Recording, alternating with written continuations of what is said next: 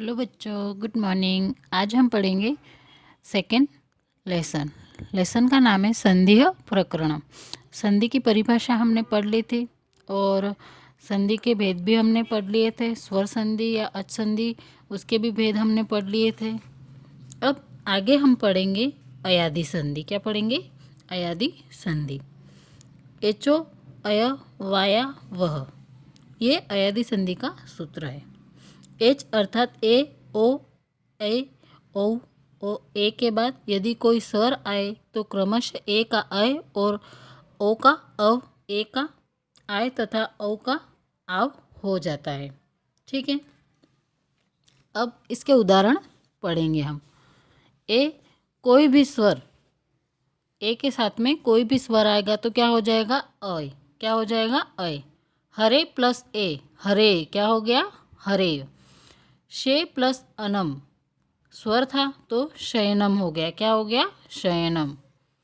O plus कोई भी स्वर क्या हो जाएगा? अव। क्या हो जाएगा? अव।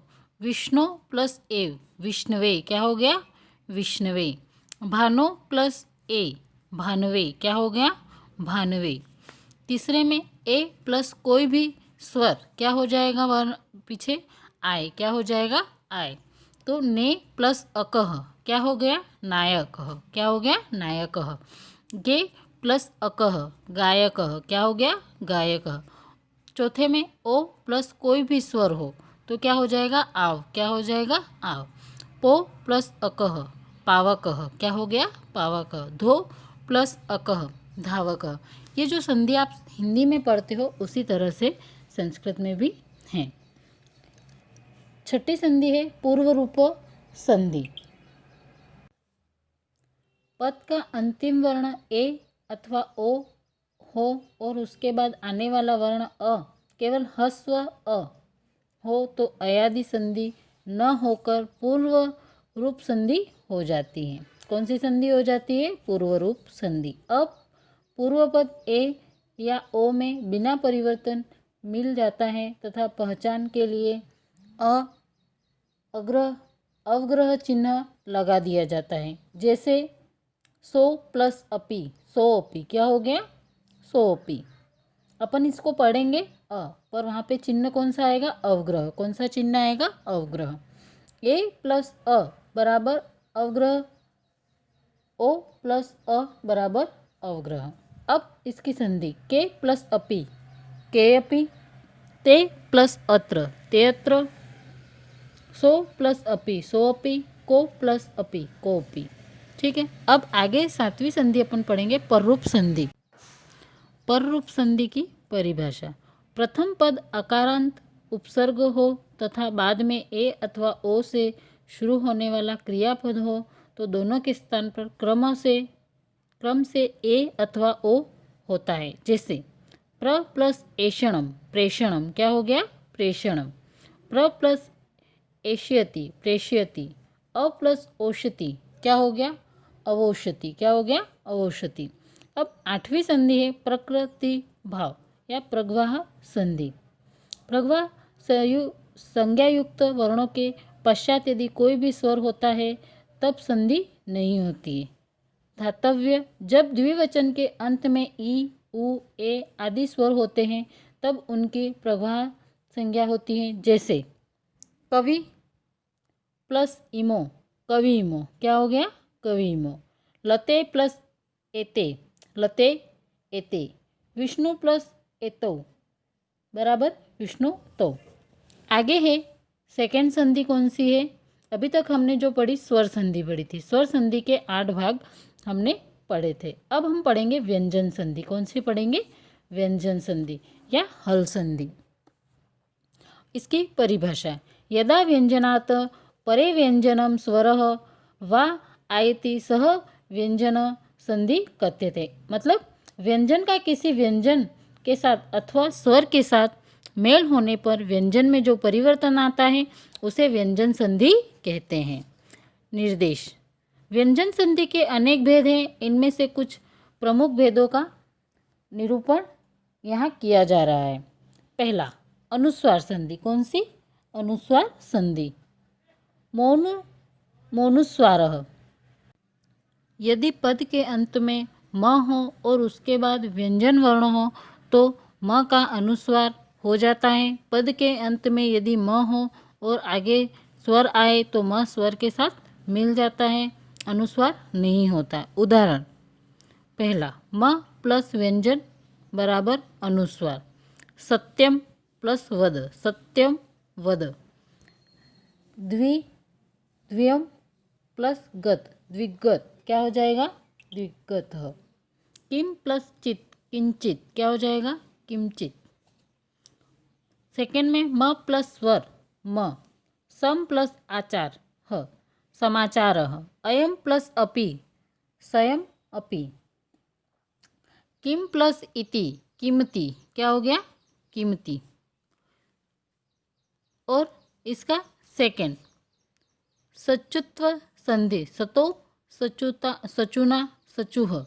स तथा त वर्ग, त, थ, द, ध, न के साथ श और च वर्ग, च, छ, ज, झ, इ में से कोई वर्ण हो तो स का श तथा त, थ, द, ध, न का च, छ, ज, झ, इ हो जाता है। मतलब वर्ण परिवर्तन हो जाते हैं। जैसे त की जगह क्या हो जाएगा? छ, थ की जगह छ, द की जगह ज, ध की जगह झ और न की जगह इ हो जाएगा।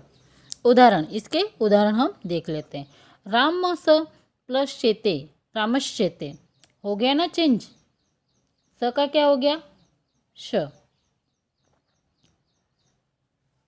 अब आगे सत प्लस चित, सच्चित, क्या हो गया? सचित। सत प्लस जनः, क्या हो गया? सज्जन, क्या हो गया? सज्जन। उद प्लस ज्वलः, उज्ज्वल। तीसरा, शटुत्व संधि, ह, शटुना, शटुह। इसका मतलब जो परिभाषा है वो समझनी आपको। स तथा त वर्ग, स वर्ग के तथा त वर्ग के वर्ण, त, थ, द, ध, न, त वर्ग के वर्ण है ये, के साथ श या ट वर्ग। कौन से? ट, ठ, ड, ढ, अण, ये ट वर्ग के वर्ण हैं। का योग हो तो स का श तथा त, थ, द, ध, न का क्रमशः ट, ठ, ड, ढ, अण हो जाता है। जैसे अपन ने पहले पढ़ा था कि वर्ण परिवर्तित हो जाते, उसी तरह से इसमें भी यही होगा। त का क्या होगा? ठ, ट, थ का ठ, द का ढ, ड, अण, न का अण और ध का ढ हो जाता है। उदाहरण, रामस प्लस षष्ठः, रामषष्ठः। रामस प्लस टिकते, रामष्टिकते। कृष्ण प्लस तः, कृष्टः। कृश प्लस तः, कृष्टः हो जाएगा। तत् प्लस टीका, क्या होगा? तट टीका, क्या हो जाएगा? तट टीका। कृष प्लस न, कृष्ण, क्या हो जाएगा? कृष्ण। चौथा, जशत्व संधि, झाला जशो अंते।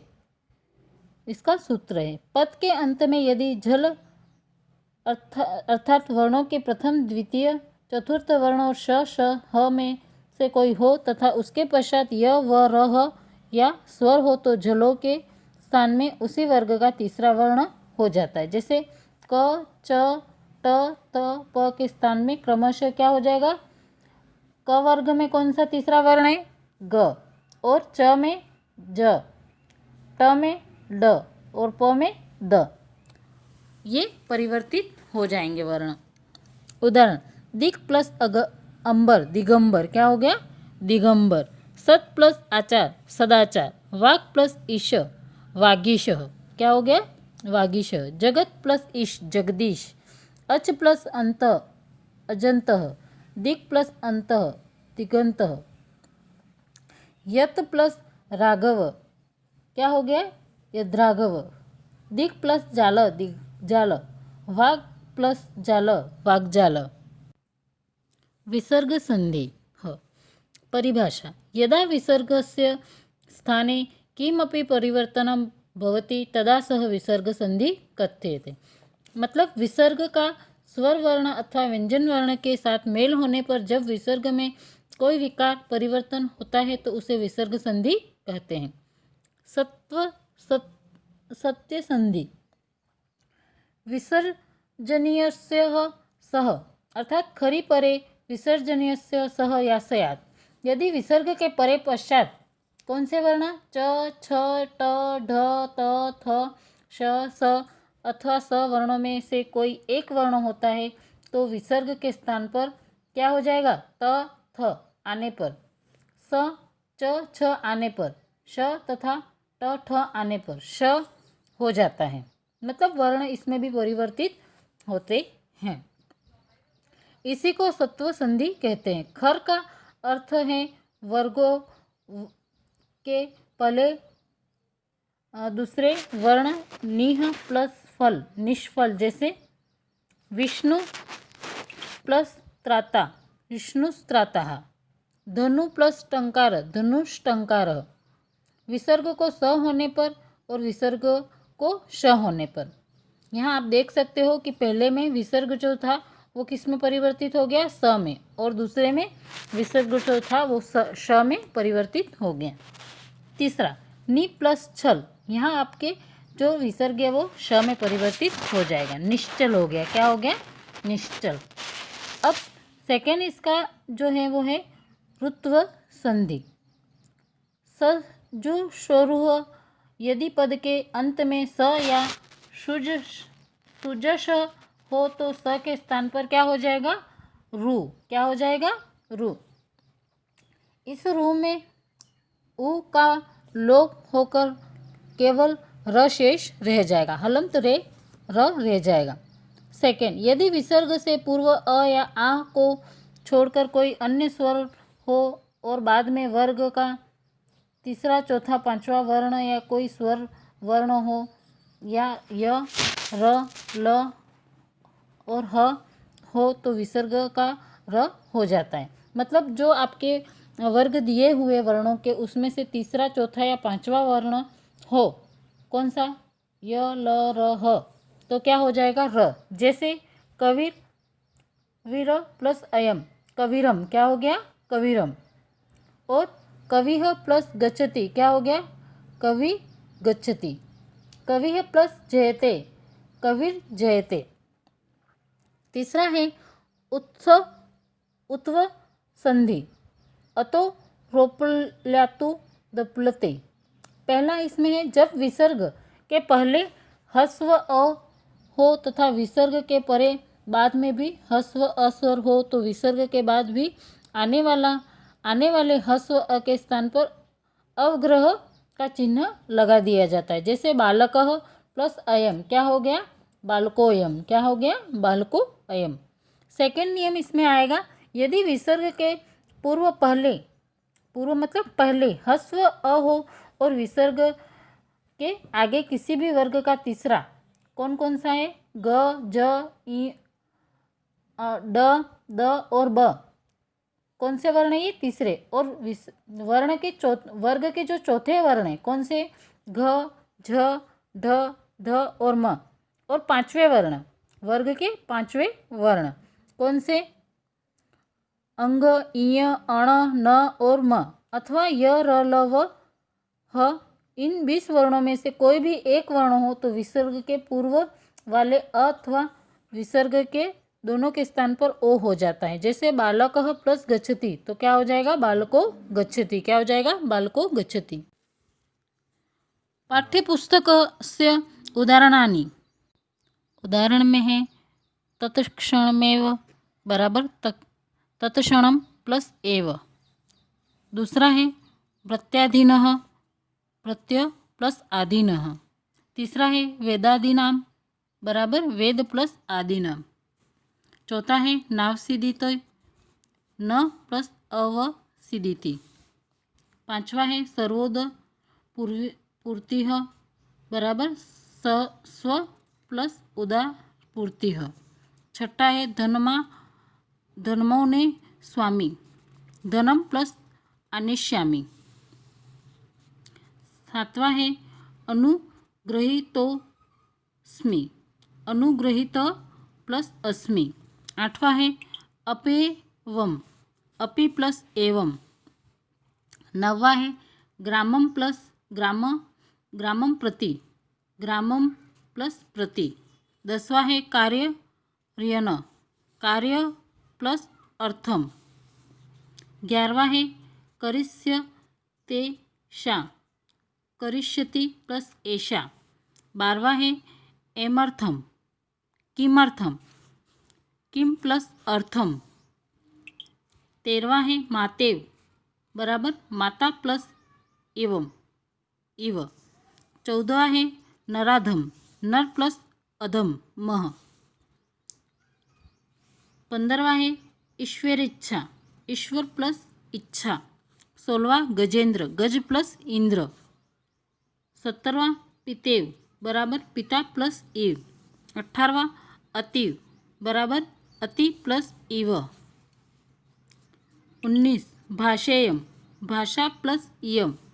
20 सुक्तयः, सु प्लस उक्तयः। 21 इत्यादि बराबर इति प्लस आदय। 22 सर्वोत्तमा, सर्व प्लस उत्तमा। इसमें अभ्यास वर्ग जो है वो आपको अच्छे से डन करना है।